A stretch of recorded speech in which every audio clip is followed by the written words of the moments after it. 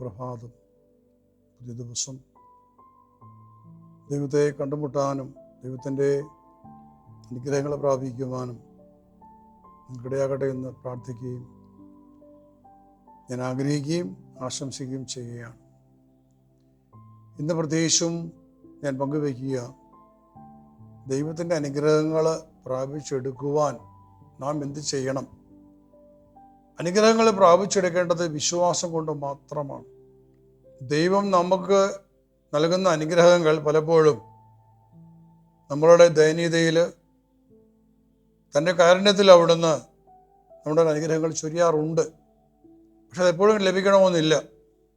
കാരണം ഒരു അടയാളം നമുക്ക് ലഭിച്ചു, ദൈവം നമ്മളെ അനുഗ്രഹിക്കുന്നു, ദൈവം ചെയ്യാൻ ശക്തനാണ് എന്നുള്ളൊരു അറിവ് നമുക്ക് കിട്ടിക്കഴിഞ്ഞാൽ ആ ദൈവത്തെ അന്വേഷിക്കുവാനും ആ ദൈവത്തെ പ്രസാദിപ്പിക്കേണ്ട വഴികൾ തിരിച്ചറിയാനും കണ്ടെത്തുവാനും നമുക്ക് കഴിയുന്നില്ല എങ്കിൽ നമ്മുടെ ആത്മീയ ജീവിതം പരാജയമായിട്ട് മാറും. ദൈവാനുഭവം ദൈവം നമുക്ക് നൽകും. ദൈവം ഉണ്ട് എന്നും പ്രാർത്ഥിച്ചാൽ ദൈവം ചെയ്യുമെന്നുള്ള അനുഭവങ്ങൾ നമുക്ക് ലഭിക്കുന്നു. പക്ഷെ അങ്ങനെ അനുഭവങ്ങൾ കിട്ടിക്കഴിഞ്ഞ വ്യക്തിയെ സംബന്ധിച്ചിടത്തോളം അയാൾ വിശ്വാസപൂർവ്വം വീണ്ടും ദൈവത്തെ തേടണം. ദൈവം നൽകുമെന്നുള്ള ഉറച്ച വിശ്വാസത്തിലേക്ക് അവൻ്റെ വിശ്വാസത്തെ വളർത്തിയെടുക്കണം. അത് സംഭവിക്കണം. അവിടെയാണ് ഒരുവൻ്റെ ആത്മീയ ജീവിതം പടുത്തുയർത്തപ്പെടുന്നത്. ഹല്ലേലൂയ. വിശുദ്ധ മത്തായിയുടെ സുവിശേഷം 21:21 വചനത്തിൽ നാം കേട്ടു, യേശു പറഞ്ഞു, നിങ്ങൾ വിശ്വസിക്കുകയും സംശയിക്കാതിരിക്കുകയും ചെയ്താൽ ഞാൻ അത്തിമരത്തോട് ചെയ്തത് മാത്രമല്ല നിങ്ങൾക്ക് ചെയ്യാൻ സാധിക്കുക. ഈ മലയോട് മാറി ഇവിടെ നിന്നും കടലിൽ ചെന്ന് പതിക്കുക നിങ്ങൾ പറഞ്ഞാൽ അതും സംഭവിക്കുക തന്നെ ചെയ്യും. വിശ്വാസയുടെ പ്രാർത്ഥന എല്ലാം നമുക്ക് ലഭിക്കുമെന്ന വാഗ്ദാനവും നമുക്ക് ഈശോ തന്നു. പ്രിയപ്പെട്ടവരെ, അപ്പോൾ ദൈവത്തിൻ്റെ മുമ്പിൽ നമ്മൾ ഒരു അനുഗ്രഹത്തിന് വേണ്ടി പ്രാർത്ഥിക്കുമ്പോൾ, ഒരു രോഗസൗഖ്യത്തിന് വേണ്ടി പ്രാർത്ഥിക്കുമ്പോൾ നമുക്ക് നല്ല വിശ്വാസം ഉണ്ടായിരിക്കണം. ഇനി പല ആളുകളെ സംബന്ധിച്ചിടത്തോളം വിശ്വാസം ഇല്ലാത്തവരാണ്. കുറച്ച് വിശ്വാസമില്ല. പക്ഷെ വിശ്വാസം ഇല്ലെങ്കിൽ അടിസ്ഥാനപരമായി ഒരു ഉള്ളിൽ ആഗ്രഹമുണ്ടാകണം. ദൈവമേ എന്നെ സുഖപ്പെടുത്തണമേ എന്നൊരു ആഗ്രഹം. 2, അവന് പ്രത്യാശ ഉണ്ടാകണം. ദൈവം എന്നോട് കരുണ കാണിക്കുന്ന ഒരു നേരിയ പ്രതീക്ഷ, വലിയ ഉറപ്പൊന്നുമില്ല, അതാണ് പ്രത്യാശ എന്ന് പറയുക. 3ാമത്തേതാണ് വിശ്വാസം. 4, അവനിൽ നിന്നും വിശ്വാസത്തിൻ്റെ വാക്കുകൾ, വചസ്സുകൾ പുറപ്പെടണം. 5, വിശ്വാസത്തിൻ്റെ പ്രവൃത്തികൾ ഉണ്ടാകണം. ഈ 5 തലങ്ങൾ ഒന്നെങ്കിലും ഒരുവനുണ്ട് എങ്കിൽ അവൻ സുഖം പ്രാപിക്കാൻ അർഹനാണ്, യോഗ്യനാണ്. ദൈവം എല്ലാവരോടും കരുണ കാണിക്കുന്നു, ശരിയാണ്. പക്ഷേ അനുഗ്രഹങ്ങൾ പ്രാപിച്ചെടുക്കുവാനും രോഗസൗഖ്യങ്ങൾ പ്രാപിച്ചെടുക്കുവാനും ആ ദൈവത്തോട് ചോദിക്കണം. മുട്ടുവിൻ തുറക്കപ്പെടും, ചോദിപ്പിൻ തരപ്പെടും, അന്വേഷിപ്പിൻ കണ്ടെത്തും. അപ്പോൾ കർത്താവ് പറയും, നിങ്ങൾ ചോദിക്കണം. ചോദിക്കുന്നവനാണ് ലഭിക്കുന്നത്, മുട്ടുന്നവനാണ് തുറന്നു കേട്ടുന്നത്, അന്വേഷിക്കുന്നവനാണ് കണ്ടുമുട്ടാൻ സാധിക്കുക. ഹല്ലേലൂയ.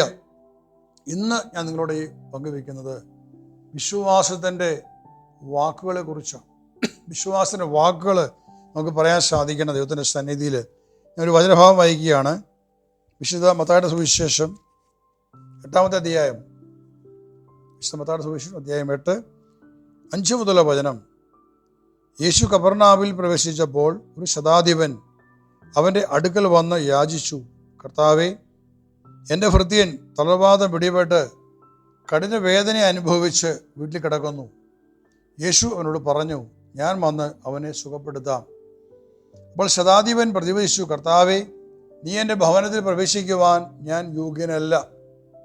നീ ഒരു വാക്ക് ഉച്ചരിച്ചാൽ മാത്രം മതി, എൻ്റെ ഭൃത്യൻ സുഖപ്പെടും. ഞാനും അധികാരത്തിന് കീഴ്പ്പെട്ടവനാണ്, എൻ്റെ കീഴിലും പടയാളികളുണ്ട്. ഒരുവനോട് പോവുക എന്ന് പറയുമ്പോൾ അവൻ പോകുന്നു, അവരോട് വരിക എന്ന് പറയുമ്പോൾ അവൻ വരുന്നു. എൻ്റെ ദാസനോട് ഇത് ചെയ്യുക എന്ന് പറയുമ്പോൾ അവനത് ചെയ്യുന്നു. യേശു ഇത് കേട്ട് ആശ്ചര്യപ്പെട്ട് തന്നെ അനുഗമിച്ചിരുന്നവരോട് പറഞ്ഞു, സത്യമായി ഞാൻ നിങ്ങളോട് പറയുന്നു, ഇതുപോലുള്ള വിശ്വാസം ഇസ്രായേൽ ഒരുവനിൽ പോലും ഞാൻ കണ്ടിട്ടില്ല. ഞാൻ വീണ്ടും നിങ്ങളോട് പറയുന്നു, കിഴക്കുനിന്നും പടിഞ്ഞാറ് നിന്നും നിരവധി ആളുകൾ വന്ന് അബ്രാഹത്തോടും ഇസ്ഹാക്കിനോടും യാക്കോബിനോടും കൂടെ സ്വർഗരാജ്യത്തിൽ വിരുന്നിരിക്കും. രാജ്യത്തിൻ്റെ മക്കളാകട്ടെ പുറത്തുള്ള അന്ധകാരത്തിലേക്ക് എറിയപ്പെടും. അവിടെ വിലാവും പല്ലുകടിയുമായിരിക്കും. യേശു ശതാധിപനോട് പറഞ്ഞു, പൊയ്ക്കൊള്ളുക, നീ വിശ്വസിച്ചതുപോലെ നിനക്ക് ഭവിക്കട്ടെ. ആ സമയത്ത് തന്നെ ആ ഭൃത്യൻ സുഖം പ്രാപിച്ചു. ആമേൻ, ഹല്ലേലൂയ. ഇവിടെ നമ്മൾ കാണുന്നത് ഒരുവന്റെ വിശ്വാസത്തിൻ്റെ വാക്കുകൾ എങ്ങനെയാണ് അവന് സൗഖ്യം നേടിക്കൊടുത്തെന്നുള്ളതാണ്. ഒരു സെഞ്ചൂരിയൻ, ശതാധിപൻ, 100 പടയാളികളുടെ തലവനാണ്, അധിപനാണ് ഈ മനുഷ്യൻ. യേശു കഫർനഹൂമിൽ വന്നു കഴിഞ്ഞപ്പോൾ ഇയാൾ യേശു സമീപിച്ചുകൊണ്ട് പറയുകയാണ്, കർത്താവേ, എൻ്റെ ഭൃത്യൻ തളർവാദം പിടിപെട്ട് കഠിന വേദന അനുഭവിച്ച് വീട്ടിൽ കഴിയുന്നു. തൻ്റെ ഭൃത്യന് വേണ്ടിയാണ് ആൾ ചോദിക്കുന്നത്. തളർവാദ രോഗിയാണ്, കഠിനമായ വേദന അനുഭവിക്കുകയാണ്. ഉടനെ യേശു പറയുകയാണ്, യേശുവിനോട് പറഞ്ഞു, ഞാൻ വന്ന് അവനെ സുഖപ്പെടുത്താം. അപ്പോൾ ശതാധിപൻ പ്രതിവചിച്ചു, കർത്താവേ, നീ എൻ്റെ ഭവനത്തിൽ പ്രവേശിക്കുവാൻ ഞാൻ യോഗ്യനല്ല. ഈ ഒരു വാക്ക് ഉച്ചരിച്ചാൽ മാത്രം മതി, എൻ്റെ ഭൃത്യൻ സുഖപ്പെടും. വളരെ വലിയ അർത്ഥമുള്ള ഒരു വചനമാണ് ആ മനുഷ്യൻ പറഞ്ഞത്. കർത്താവേ, നീ എൻ്റെ വീട്ടിൽ പ്രവേശിക്കാൻ വേണ്ട യോഗ്യത എനിക്കില്ല. ഒരു വാക്ക് ഉച്ചരിച്ചാൽ മാത്രം മതി, എൻ്റെ ഭൃത്യൻ സുഖം പ്രാപിക്കും. ആമേൻ. വിശ്വാസത്തിൻ്റെ ഒരു വലിയ വാക്കാണ് ആ മനുഷ്യനിൽ നിന്ന് പുറത്തു വന്നത്. അയാളൊരു വിജാതീയനാണ്, യഹൂദനല്ല. റോമൻ സൈന്യത്തിലെ 100 പടയാളികളുടെ തലവനാണ്, സൈന്യാധിപനാണ്. അപ്പോൾ ഈ മനുഷ്യൻ വന്നിട്ട് യേശുവിനോട് പറയുകയാണ്, തൻ്റെ ഭൃത്യൻ തളർവാദം പിടിപെട്ട് കഠിന വേദന അനുഭവിച്ച് വീട്ടിൽ കിടക്കുന്നു. പക്ഷെ അപ്പോളെ പറഞ്ഞു, ഞാൻ വരാം, വന്ന് സുഖപ്പെടുത്താം. കേട്ട കർത്താവേ, നീ എൻ്റെ വീട്ടിൽ പ്രവേശിക്കാൻ വേണ്ട യോഗ്യത എനിക്കില്ല. നീ ഒരു വാക്ക് ഉച്ചരിച്ചാലും മാത്രം മതി, എൻ്റെ ഭൃത്യൻ സുഖം പ്രാപിക്കും. അതിന് കാരണമായിട്ട് അയാൾ പറയുകയാണ്, ഞാനും അധികാരത്തിന് കീഴ്പ്പെട്ടവനാണ്, എൻ്റെ കീഴിലും പടയാളികളുണ്ട്. ഞാൻ ഒരുവനോട് വരിക എന്ന് പറയുമ്പോൾ അവൻ വരുന്നു, അവനോട് പോകുക എന്ന് പറയുമ്പോൾ അവൻ പോകുന്നു.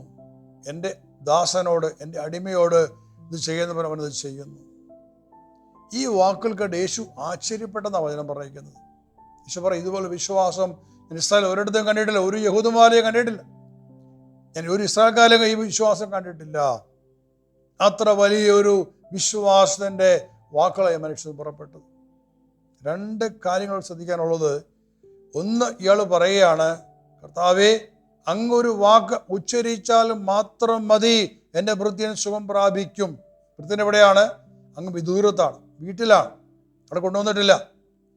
അപ്പോൾ നോക്കണം, എൻ്റെ വിശ്വാസം നോക്കണം. കർത്താവേ, എൻ്റെ വീട്ടിലേക്ക് അങ്ങ് വരേണ്ട ആവശ്യമില്ല, അങ്ങ് ഇവിടെ നിന്നുകൊണ്ട് ഒരു വാക്ക് പറഞ്ഞ മാത്രം അങ്ങ് വിദൂരത്തിൽ എൻ്റെ വീട്ടിൽ കിടക്കുന്ന ഭൃത്യൻ സുഖം പ്രാപിക്കും എന്ന് ആ മനുഷ്യൻ പറയണമെങ്കിൽ എത്രയോ അധികമായി അയാൾ വിശ്വസിച്ചു. പ്രിയപ്പെട്ടവരെ, എത്രയോ അധികമായി അയാൾ യേശുവിനെ വിശ്വസിച്ചു. ഒരു വിജാതീയനായ സൈന്യാധിപൻ. തീർന്നില്ല, അയാൾ പറയാണ്, ഞാനും അധികാരത്തിന് കീഴ്പ്പെട്ടവനാണ്. അതായത് എൻ്റെ മുകളിലും അധികാരികളുണ്ട്, ഞാൻ അതിന് കീഴ്പ്പെട്ടവനാണ്, ഞാൻ അവരെ അനുസരിക്കാൻ കടപ്പെട്ടവനാണ്. ഇനി എൻ്റെ കീഴിലും പടയാളികളുണ്ട്. ഒരുവനോട് പോകുമെന്ന് പറയുമ്പോൾ അവൻ പോകുന്നു, അവനോട് വരാൻ പറഞ്ഞ് അവൻ വരുന്നു. എൻ്റെ ദാസനോട് ഇത് ചെയ്യാൻ പറഞ്ഞ് അത് ചെയ്യുന്നു. വിത്തൗട്ട് ക്വസ്റ്റ്യനിങ്, ചോദ്യം ചെയ്യാതെ അവരൊക്കെ അനുസരിക്കുക. അവരൊക്കെ എന്നെ അനുസരിക്കുന്നു, കാരണം ഞാൻ അധികാരമുള്ളവനാണ്. എൻ്റെ മേലധികാരി എന്നോട് പറയുമ്പോൾ ഞാൻ അവർക്ക് വിധേയപ്പെടും, ഞാൻ അവരെ അനുസരിക്കുന്നു, കാരണം അവരുടെ ഉന്നതമായ അധികാരം. എന്നാൽ എൻ്റെ കീഴിലുള്ള പടയാളികളോട് ഞാനൊരു കാര്യം പറയുമ്പോൾ അവർ എന്നെ അനുസരിക്കുന്നു, കാരണം എൻ്റെ അധികാരം. എൻ്റെ ദാസനോട് ഞാനൊരു കാര്യം പറയുമ്പോൾ അവരനുസരിക്കുന്നു, ചോദ്യം ചെയ്യുന്നില്ല, അവർ പിറുപിറുക്കുന്നില്ല. അസാധ്യമാണെങ്കിൽ പോലും അതനുസരിച്ചേ പറ്റൂ. പട്ടാള നിയമപ്രകാരം ഉന്നത ഉദ്യോഗസ്ഥനെ ജീവനക്കാർ, കീഴിലുള്ള ജോലിക്കാർ, പടയാളികൾ അനുസരിക്കണം. അപ്പോൾ ആ ഒരു അധികാരത്തിൻ്റെ ശക്തി, അതാണ് ഇയാൾ ഏറ്റു പറയുന്നത്. എന്തിനാണ് ഈ ശതാധിപൻ അവിടെ അപ്രകാരം പറയാൻ ഇടവന്നത്? എന്തിനാണ് തൻ്റെ അധികാരത്തെക്കുറിച്ച് അയാൾ അവിടെ വെളിപ്പെടുത്തുന്ന യേശുവോട് പറയുന്നത്? അയാൾ അത്രയയാൾ പറഞ്ഞുള്ളൂ, ബാക്കികൾ പറഞ്ഞില്ല. പക്ഷേ അതിൻ്റെ അർത്ഥം ഇതാണ്, കർത്താവേ, അങ്ങൊരു വാക്ക് ഉച്ചരിച്ചാൽ മാത്രം മതി, എൻ്റെ ഹൃദയം സുഖപ്പെടുന്നു പറഞ്ഞതിൻ്റെ അർത്ഥം, അങ്ങ് അധികാരമുള്ളവനാണ്. രോഗത്തിൻ്റെ മേൽ, പിശാചിൻ്റെ മേൽ, തളവാത രോഗത്തിൻ്റെ മേൽ, എല്ലാറ്റിനും മേൽ അവിടത്തേക്ക് അധികാരമുണ്ട്. ആമേൻ, ഹല്ലേലൂയ. അതുകൊണ്ട് അങ്ങ് പറഞ്ഞാൽ അവയൊക്കെ അത് അനുസരിക്കും. ഹല്ലേലൂയ. എത്രയോ വ്യക്തമായ, എത്രയോ വലിയൊരു വെളിപ്പെടുത്തലാണ്, എത്ര വലിയ വിശ്വാസമാണ് പ്രിയപ്പെട്ടവരെ. യേശുവിന്റെ അധികാരത്തെക്കുറിച്ച് ആ മനുഷ്യൻ തിരിച്ചറിഞ്ഞു. യഹൂദന്മാർക്ക് പോലും ആ തിരിച്ചറിവ് കിട്ടിയില്ല. അവരൊക്കെ പലരും പിറുപിറുക്കുന്നവരും കുറ്റം ആരോപിക്കുന്നവരുമായിരുന്നു. പക്ഷെ വിജാതീയനായി ഈ മനുഷ്യന് തിരിച്ചറിഞ്ഞു യേശുവിൻ്റെ അധികാരം എത്ര വലുതാണ്. അതുകൊണ്ട് അവൻ പറഞ്ഞത്, ഒരു വാക്ക് ഉച്ചരിച്ചാൽ മാത്രം മതി സുഖം പ്രാപിക്കുമെന്ന് പറഞ്ഞത്. അപ്പോൾ അവനിൽ നിന്ന് പുറപ്പെട്ട ആ വിശ്വാസത്തിന്റെ വാക്ക് വളരെ വലുതായിരുന്നു. ഈ രണ്ട് തലങ്ങൾ, ഒന്ന് യേശുവേ നീ ഒരു വാക്ക് ഉച്ചരിച്ചാൽ മാത്രം മതി എൻ്റെ ഹൃദയം സുഖം പ്രാപിക്കും എന്നുള്ള ഏറ്റുപറച്ചില്, രണ്ട് യേശുവിൻ്റെ അധികാരത്തെ ഉയർത്തിക്കൊണ്ടുള്ള ഇവന്റെ പ്രഖ്യാപനം. യേശു ദൈവമാണ്. ദൈവമായ യേശുവിൻ്റെ അധികാര ശക്തി എത്ര വലുതാണ്. എല്ലാ രോഗത്തിൻ്റെ മേൽ, എല്ലാ പിശാചികളുടെ മേൽ അവിടുന്ന് അധികാരമുള്ളവനായതുകൊണ്ട് ഒറ്റ വാക്ക് കൽപ്പിച്ചാൽ മാത്രം മതി എന്നുള്ള അവൻ ഏറ്റുപറച്ചിൽ വിശ്വാസത്തിന്റെ വാക്കുകളാണ്. അതാണ് അവന്റെ വൃദ്ധന് സൗഖ്യം നേടി കൊടുത്തത്. അവന്റെ ആ ഏറ്റുപറഞ്ഞ് കഴിഞ്ഞപ്പോൾ യേശു പറയുകയാണ്, യേശു ആശ്ചര്യപ്പെട്ട് പറയുകയാണ്,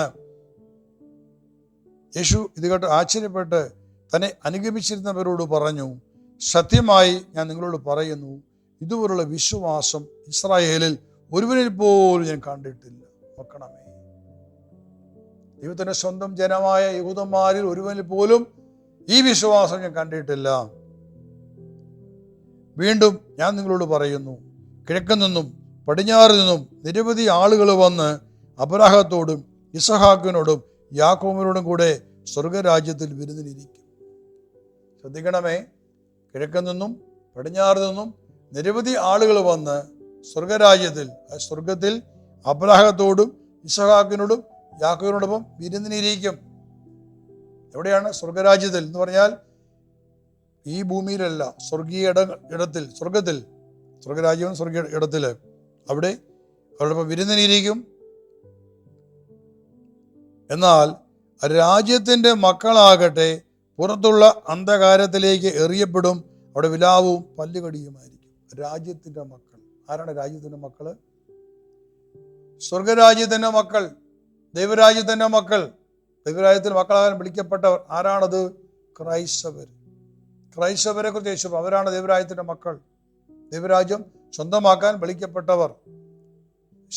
പറയാണ്, എന്നാൽ കിഴക്കുനിന്നും പടിഞ്ഞാറുനിന്നും നിരവധി ആളുകൾ വന്ന് അബ്രാഹത്തോടും ഇസ്ഹാക്കിനോടും യാക്കോബിനോടും കൂടെ വിരുന്നിരിക്കും സ്വർഗരാജ്യത്തില്.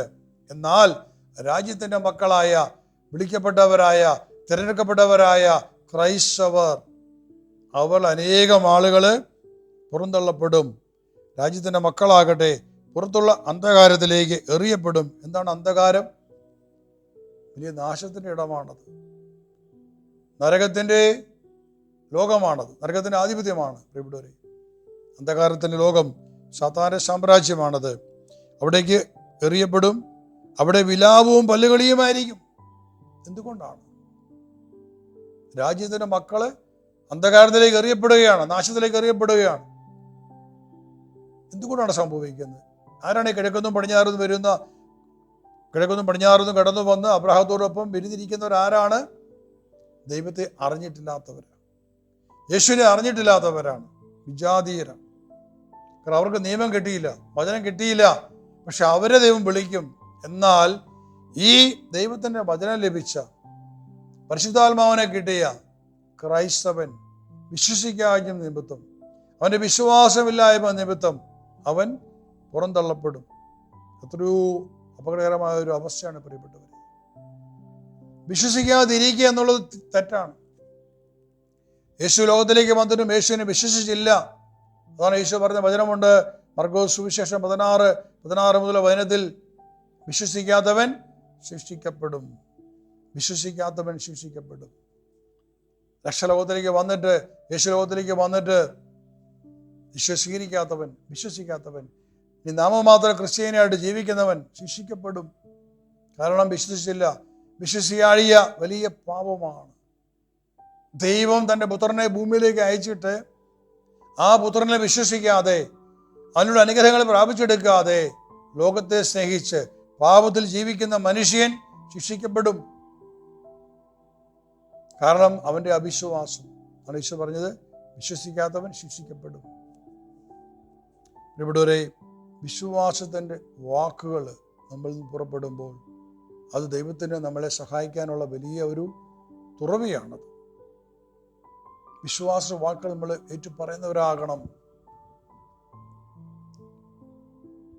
നമ്മുടെ വിശ്വാസം നമ്മളെ മനസ്സിൽ സൂക്ഷിച്ചു വെക്കേണ്ടതല്ല, നമ്മൾ ഏറ്റുപറയണം. എന്താണ് നമ്മുടെ വിശ്വാസ പ്രമാണം ഏറ്റുപറയുന്നത്?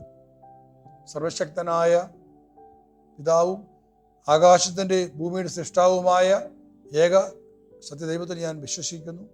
അവിടുത്തെ ഏകപുത്രനുള്ള കർത്താവുമായ ഈശോ മിശിഹായിൽ ഞാൻ വിശ്വസിക്കുന്നു.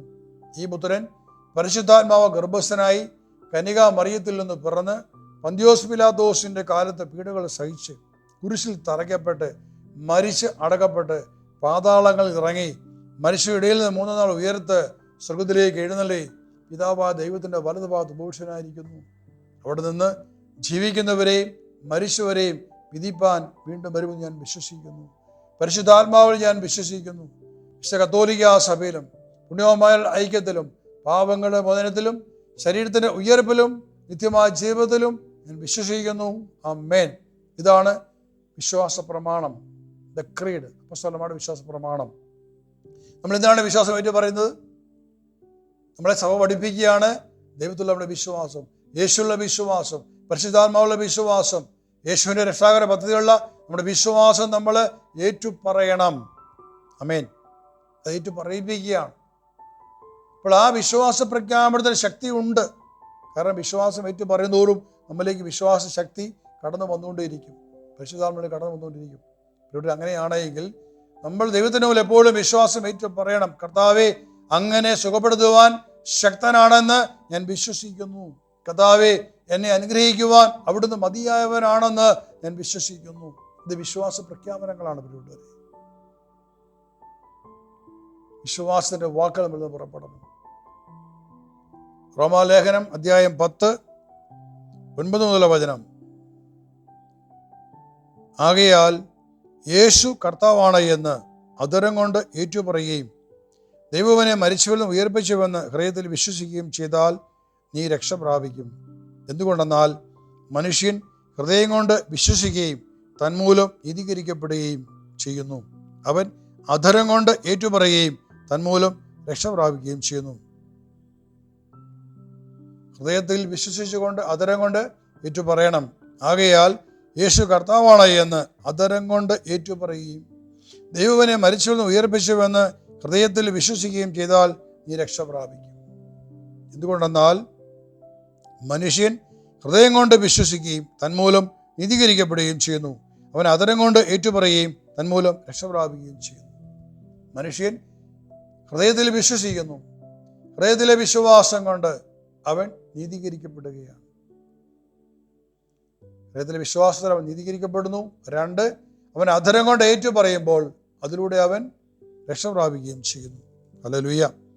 അപ്പോൾ ഏറ്റുപറയുക അത് വലിയൊരു ആവശ്യമാണ്. വിശ്വാസത്തിന്റെ വയസ്സിൽ ഏറ്റുപറയണം.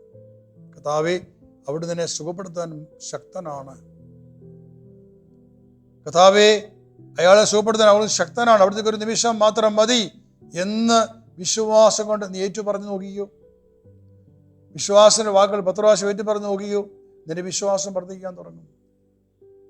വിശ്വാസമില്ലാത്തവരെ പോലെ നിർനിമേഷരായി യാതൊരു വികാരവുമില്ലാതെ നിസ്സംഗരായിട്ട് ഇതിന് നിൽക്കുമ്പോൾ നമുക്കൊന്നും ലഭിക്കില്ല.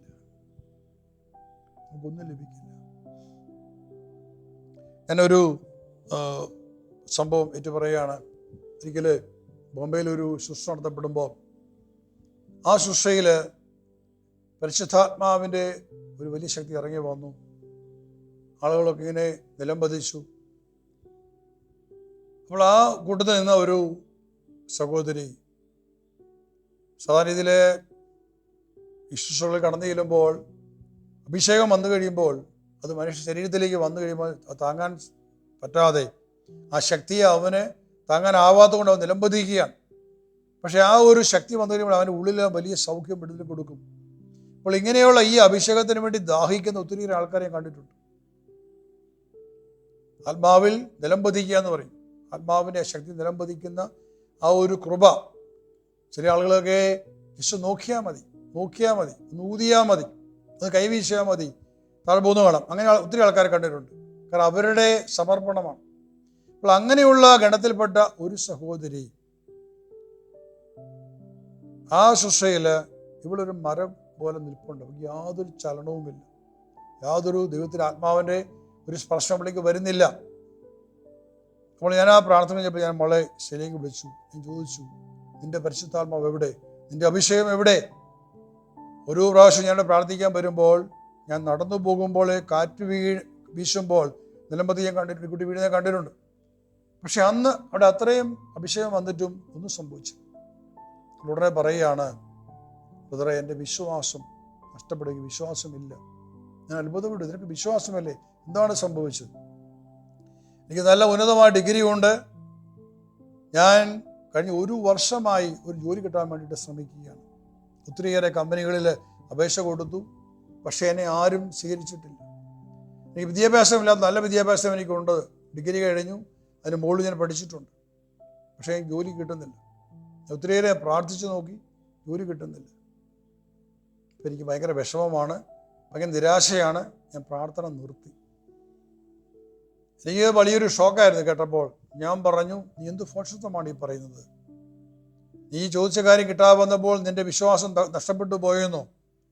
ഞാൻ നിന്നോട് പറയുന്നു, വരുന്ന 30 ദിവസത്തിനകം കർത്താവ് നിനക്കൊരു ജോലി തരുന്ന, നിന്നെ അനുഗ്രഹിക്കുക തന്നെ ചെയ്യും. നീ വിശ്വസിക്കുമെന്ന് ചോദിച്ചു. പെട്ടെന്നുള്ള പറഞ്ഞു, ഞാൻ വിശ്വസിക്കാമെന്ന് പറഞ്ഞു. ഞാൻ വിശ്വസിക്കുന്നു. ഞാൻ മൈക്രോഫോൺ കൊടുത്തിട്ട് പറഞ്ഞു, ഈ മൈക്കിൾ വിളിച്ചു പറ, within the next 30 days the Lord will give me a good job. വരുന്ന 30 ദിവസത്തിനകം കർത്താവ് ദൈവം എനിക്ക് നല്ല ജോലി തരുമെന്ന് ഏറ്റു പറയാൻ പറഞ്ഞു. ഇംഗ്ലീഷിലാണ് ഏറ്റു പറയും. 3 പ്രാവശ്യം ഏറ്റു പറയിപ്പിച്ചു. വരുന്ന 30 ദിവസത്തിനകം കർത്താവ് ദൈവം എനിക്ക് ജോലി തരും. ഇവിടെ ഒരു ശുശ്രൂഷ നടത്തപ്പെട്ടത് ഒരു ശനിയാഴ്ചയായിരുന്നു. ബോംബെയിലാണ്. ഞാൻ ഞായറാഴ്ച ബോംബെയിൽ നിന്നും ഫ്ലൈറ്റിന് കേരളത്തിലെത്തുന്നു. തിങ്കളാഴ്ച വൈകുന്നേരം എനിക്കൊരു ഫോൺ കോൾ വരികയാണ് ബോംബെയിൽ നിന്ന്. ഈ മകളാണ് മറുവശം സംസാരിക്കുന്നത്. അവൾ പറയുകയാണ്, ബ്രദറെ, കർത്താവ് അത്ഭുതം പ്രവർത്തിച്ചു. ഞാൻ 6 മാസത്തിന് മുമ്പ് അപേക്ഷ കൊടുത്തൊരു കമ്പനി, എൻ്റെ അപേക്ഷ സ്വീകരിക്കാത്ത കമ്പനി, ഇന്ന് അവരെനിക്ക് മെയിൽ അയച്ചിരിക്കുകയാണ്, എന്നെ അപ്പോയിൻ്റ് ചെയ്തുകൊണ്ട് നാളെ മുതൽ ഞാൻ ജോലി പ്രവേശിക്കണം. ഹല്ലേലൂയ. നല്ല ശമ്പളത്തോടു കൂടിയാണ് ജോലി വന്നിരിക്കുന്നത്. ഇവിടെ ഈ മകള് വിശ്വാസത്തിന്റെ വചനം ഏറ്റുപറഞ്ഞപ്പോൾ ദൈവത്തിന് 30 ദിവസം വേണ്ടി വന്നില്ല. ഒറ്റ ദിവസം കൊണ്ടാണ് പഴയ ആപ്ലിക്കേഷൻ ആ കമ്പനി ആ ജോലിയിൽ അവളെ അപ്പോയിന്റ് ചെയ്തുകൊണ്ട് മെയിലയക്കാൻ ഇവിടെ വന്നത്. ഹല്ലേലൂയ. ദൈവത്തിനൊന്നും അസാധ്യമല്ല. ദൈവത്തിനൊന്നും അസാധ്യമല്ല. നമ്മുടെ അവിശ്വാസമാണ് നമുക്ക് അനുഗ്രഹങ്ങൾ തടസ്സപ്പെടുത്തുന്നത്. നമ്മുടെ അവിശ്വാസം. നമുക്ക് വിശ്വസിക്കാം. ദൈവം നമ്മളിൽ നിന്നും ആഗ്രഹിക്കുകയാണ് വിശ്വാസത്തിൻ്റെ പ്രവൃത്തികളും വിശ്വാസത്തിൻ്റെ വാക്കുകളും. മറ്റൊരു സംഭവം കൂടി ഞാൻ പറയാൻ ആഗ്രഹിക്കുകയാണ്. യോഹന്നാന്റെ സുവിശേഷത്തിൽ 5-ാമത്തെ അധ്യായം. ഇവിടെ നമ്മൾ വായിക്കുന്നത്, കർത്താവായ ഈശോ ജെറുസലേമിലെ അജകവാടത്തിനടുത്ത് ബെത്സയിദ എന്നുള്ള കുളത്തിനരികിലൂടെ കടന്നു പോവുകയാണ്. ഇവിടെ വചനം പറഞ്ഞിട്ടുണ്ട്, അവിടെ കുരുടരും മുടന്തരുമായ 100 കണക്കിന് രോഗികൾ കിടപ്പുണ്ട്. വലിയൊരു കുളമാണ്. 5 മണ്ഡപങ്ങളുണ്ട്. 100 കണക്കിന് രോഗികൾ കിടപ്പുണ്ട് അവിടെ. യേശു കടന്നു പോകുമ്പോൾ 5-ാമത്തെ വചനം പറയുകയാണ്, 38 വർഷമായി രോഗിയായിരുന്ന ഒരുവൻ അവിടെ ഉണ്ടായിരുന്നു. അവനവിടെ കിടക്കുന്നത് യേശു കണ്ടു. അവൻ വളരെ നാളായി കിടപ്പിലാണെന്ന് അറിഞ്ഞ് യേശു ചോദിച്ചു, സുഖം പ്രാപിക്കുവാൻ നിനക്ക് ആഗ്രഹമുണ്ടോ? അവൻ പറഞ്ഞു, കർത്താവേ, വെള്ളം ഇളകുമ്പോൾ എന്നെ കുളത്തിലേക്ക് ഇറക്കുവാൻ ആരുമില്ല. ഞാൻ എത്തുമ്പോഴേക്കും മറ്റൊരുവൻ വെള്ളത്തിൽ ഇറങ്ങി കഴിഞ്ഞിരിക്കും. യേശുവിനോട് പറഞ്ഞു, എഴുന്നേറ്റ് കിടക്കയെടുത്ത് നടക്കുക. അവൻ തൽക്ഷണം സുഖം പ്രാപിച്ച് കിടക്കയെടുത്ത് നടന്നു. ഹല്ലേലൂയ. യേശു അതിൽ കടന്നു പോകുമ്പോൾ 100 കണക്കിന് രോഗികൾ കിടപ്പുണ്ട്. പക്ഷെ വചനം പറയുകയാണ്, ഒരു മനുഷ്യൻ 38 വർഷമായ രോഗിയാണ്. അവൻ അവിടെ വളരെ നാളായി കിടപ്പിലാണെന്ന് യേശു അറിഞ്ഞു. യേശു അവനോട് ചോദിക്കുകയാണ്, സുഖം പ്രാപിക്കുവാൻ നീ ആഗ്രഹിക്കുന്നു? യേശുവിനെ അവനെ അറിയില്ല. അവൻ യേശുവിനെ കണ്ടിട്ട് പോലുമില്ല. കാരണം പിന്നീട് നമ്മൾ വായിക്കുമ്പോൾ ആൾക്കാർ ചോദിച്ചു, നിന്നെ ആരാ സുഖപ്പെടുത്താൻ ചോദിക്കും. അവൻ പറഞ്ഞു, എനിക്കറിയില്ല. ഒരു മനുഷ്യൻ എന്നോട് പറഞ്ഞു, എഴുന്നേറ്റ് നടക്കാൻ പറഞ്ഞു. ഞാൻ എഴുന്നേറ്റ് നടന്നു, അതേ അവൻ അറിവുള്ളൂ. അപ്പോൾ അതിനോട് അവൻ യേശുയെക്കുറിച്ച് യാതൊരു അറിവും ഉണ്ടായിരുന്നില്ല. അവൻ യേശുവിനെ കണ്ടിട്ടുള്ളവനായിരുന്നില്ല. അവൻ യേശുവിനെക്കുറിച്ച് കേട്ടിട്ട് പോലുമില്ല. അപ്പോൾ ഒരു മനുഷ്യൻ യേശു അവൻ്റെ അടുക്കൽ ചോദിക്കുകയാണ്, സുഖം പ്രാപിക്കാൻ നീ ആഗ്രഹിക്കുന്നു? ഉടനെ മറുപടി പറയും, ഉവ്വ് കർത്താവേ. അതാ അവൻ്റെ ഉള്ളിൽ വന്നത്. എന്തുകൊണ്ട് അങ്ങനെ വന്നത്? അവൻ നിരാശപ്പെട്ട് കിടന്നവനല്ല. അവൻ ദൈവത്തെ നോക്കിയവനാണ്, അവൻ ദൈവത്തെ പ്രത്യാശ വെച്ചവനാണ്. അതുകൊണ്ട് അവൻ പറഞ്ഞു, ഉവ്വ് കർത്താവേ. അവനാ ചോദ്യം ദൈവത്തിന് വന്നവരാ അവൻ വിചാരിക്കുന്നത്. ഉവ്വ് കർത്താവേ. വെള്ളം വിളുക്കുമ്പോൾ എന്നെ കുളത്തിലേക്ക് ഇറക്കാൻ ആരുമില്ല. ഞാൻ എത്തുമ്പോഴേക്കും മറ്റൊരുവൻ വെള്ളത്തിൽ ഇറങ്ങി കഴിഞ്ഞിരിക്കും. തൻ്റെ ദയനീയ അവസ്ഥ ഈശോയോട് പറയുകയാണ്. കാരണം ആ ഒരു വിശ്വാസമുണ്ട്. ദൈവത്തിൻ്റെ ദൂതൻ മാലാഖ വന്ന് വെള്ളം ഇളക്കും. ഈ വെള്ളം ഇളകുമ്പോൾ ആര് ആദ്യം വെള്ളത്തിൽ ഇറങ്ങുന്നുവോ അവന് സുഖപ്പെടാൻ കഴിഞ്ഞിരുന്നു. അത് വലിയ അനുഭവമായിരുന്നു അവിടെ. അപ്പം അതുകൊണ്ടാണ് രോഗികളെല്ലാം ഇങ്ങനെ കിടക്കുകയാണ്. ഏത് നിമിഷം വേണമെങ്കിലും ദൂതൻ വന്നിട്ട് വെള്ളം ഇളക്കാം. അപ്പോൾ ദൂതൻ്റെ വരവിന് വേണ്ടി കാത്തു കിടക്കുകയാണ് ഇവരെല്ലാവരും. ഈ മനുഷ്യൻ അനേകം പ്രാവശ്യം ശ്രമിച്ചിട്ടുണ്ട്, അവിടെ ഇറങ്ങാൻ സാധിച്ചിട്ടില്ല. അയാൾ പറയുന്നുണ്ട്, വെള്ളം ഇളകുമ്പോൾ അങ്ങോട്ട് ഇറക്കാൻ എന്നെ സഹായിക്കാൻ ആരുമില്ല. ഞാൻ എത്തുമ്പോഴേക്കും മറ്റുള്ളവരെ കഴിഞ്ഞിരിക്കും. അപ്പോൾ ഇവൻ്റെ ആ വലിയ പ്രത്യാശ, അത്രയും കാലമായി രോഗിയായിരുന്നിട്ടും ഇതാ ഒരു പ്രാവശ്യം പോലും ഇറങ്ങാൻ പറ്റാതെ, സുഖപ്പെടാൻ പറ്റാതെ വേദനിക്കുന്ന അവൻ്റെ ആ അവസ്ഥ, എന്നിട്ട് പോലും അവൻ പ്രത്യാശയോടെ ഒരു ദിവസം തനിക്കും ഇറങ്ങാൻ സാധിക്കും എന്നുള്ള പ്രതീക്ഷയോടെ അവൻ കാത്തിരുന്നത്, അതാണ് അവനെ സൗഖ്യപ്പെടുത്തുവാൻ, അവൻ സൗഖ്യം പ്രാപിക്കാൻ ഇടവന്നത്. പ്രിയപ്പെട്ടവരെ, അവൻ്റെ പ്രത്യാശ, ആ പ്രത്യാശ അവൻ ഏറ്റു പറയുന്നത്, എന്നെ സഹായിക്കാൻ ആരുമില്ല, എത്തുമ്പോഴേക്കും അത് വിശ്വാസത്തിന്റെ വാക്കാണ് അവൻ പറഞ്ഞത്. ഇത്രയും വർഷമായിട്ട് അവൻ ഓടിപ്പോയില്ല അവിടെ നിന്ന്. 1-2 വല്ല പേരുടെ 38 വർഷം രോഗിയാണ്. പക്ഷെ അവൻ അവിടെ നമുക്കറിയില്ല എത്ര ആളാന്ന് അറിഞ്ഞൂടെ കിടക്കാൻ തുടങ്ങിയിട്ട് അവിടെ വന്നിട്ട്. പക്ഷെ അവൻ നിരാശപ്പെട്ടു പോകുന്നില്ല. അവൻ പ്രതീക്ഷയുടെ വാക്കാണ് അവിടെ പറഞ്ഞത്. ഏറ്റു പറയുക. നാം ഒരു കാര്യം ഓർമ്മിക്കണമേ, നിരാശയുടെ വാക്ക് നാം പറയുമ്പോൾ നമ്മളെ തന്നെ കെട്ടുകയാണ്. നമുക്ക് അനുഗ്രഹം വേണ്ട നമ്മൾ സ്ഥാപിക്കുക ദൈവത്തിന് മുമ്പിൽ. എന്നാൽ പ്രത്യാശയോടെ, ദൈവം എന്നെ സുഖപ്പെടുത്തുന്ന അറിവോടെ നീ വിശ്വാസത്തിന്റെ വാക്കുകൾ നീ ഏറ്റുപറ, ദൈവത്തോട് പറ, കർത്താവേ അവിടത്തേക്ക് ഒന്നും അസാധ്യമല്ല.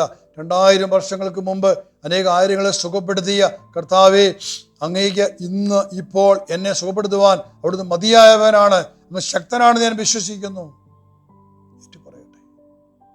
നിന്റെ ഏറ്റുപറച്ചില് നിനക്ക് സൗഖ്യമായിട്ട് മാറും. നീ നിരാശപ്പെട്ട്, ദൈവമേ ഇത്രമാത്രം മരുന്ന് കഴിച്ചിട്ട്, ഇത്രമാത്രം ഡോക്ടർമാരെ കണ്ടിട്ട്, എത്രയോ ആശുപത്രിയിൽ കയറി ഇറങ്ങി, ഇത്രയും നാളായിട്ടും എനിക്കൊരു മാറ്റവും സംഭവിക്കുന്നില്ലല്ലോ, എനിക്ക് സൗഖ്യം കിട്ടുന്നില്ലല്ലോ, നിരാശപ്പെട്ട് നീ താഴേക്കാണ് പോകുന്നത്.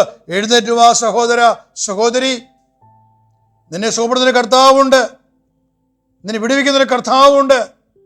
നിന്റെ ഭയം, നിന്റെ അവിശ്വാസം, നിന്റെ സംശയമാണ്, നിന്റെ ആകുല ചിന്തകളാണ് നിനക്ക് വിനാശമായിട്ട് മാറിയത്. നീ തിരിച്ചു വാ. നീ യേശുവിനോട് പറ, യേശുവേ എന്നെ സുഖപ്പെടുത്തുവാൻ അങ്ങ് മതിയായവൻ ശക്തനുമാണ് ഞാൻ വിശ്വസിക്കുന്നു കർത്താവേ. നിന്റെ വിശ്വാസവർഗ പ്രഖ്യാപിച്ച് നീ അവിടുത്തോട് പറ, എന്നെ സുഖപ്പെടുത്തണമേ എന്ന് അവിടുത്തോട് പറ. അവൻ എന്നെ സുഖപ്പെടുത്തും.